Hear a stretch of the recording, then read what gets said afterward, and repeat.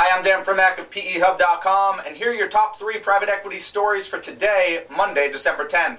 First up isn't a deal that's happening, but a deal that seems not to be happening. The Blackstone Group, ChemChina, and Fox Paine were supposed to be agreeing to pay about $2.6 billion US for an Australian agrochemical company called Nufarm, but it seems that the firms could not come up with a formal offer before Nufarm's deadline, so for now the talks seem to be dead, although they could continue later. What's particularly interesting about this is that this deal and deal breakage has nothing to do with the credit crunch. The first announcement of it and first press reports were only about a month ago, so this is purely about getting paperwork in order by now and possibly some price considerations, but has nothing to do with leverage or the lack of leverage.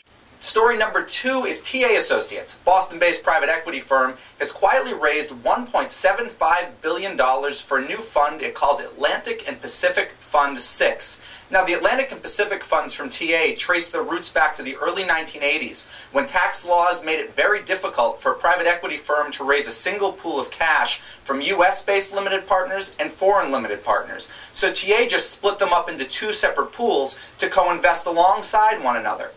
Well, this is the latest example and the latest fund from that foreign group, because they've maintained this structure, this bifurcated structure, through till today. Now, the 1.75 comes from overseas investors. It had already raised about $3.5 billion for a general fund late last year. They'll co-invest alongside each other and keep building up TA's war chest. The final story today comes from the venture capital world. Something called the Drafts Corporation has called down about $2.5 million of a $5 million Series A round. Now, this isn't billions of dollars or hundreds of millions of dollars like the other 2 stories, but it could end up being far more important.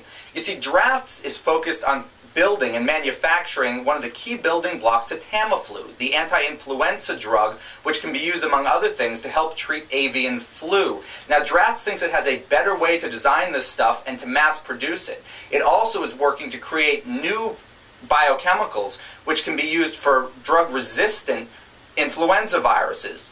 This deal is being led by Khosla Ventures, the venture capital firm, the personal venture capital firm founded last year by Vinod Khosla, who previously had been with Kleiner Perkins and Sun Microsystems. Drafts had originally been seeded by Brad Greenspan, who was last seen as CEO of Intermex, better known as MySpace, before it was sold to News Corp. This company could end up raising a lot of VC money, but for now it's got 2.5 of 5, plus that $1 million from Greenspan. Those are your top 3 for today, December 10th. Be sure to check back here tomorrow for more.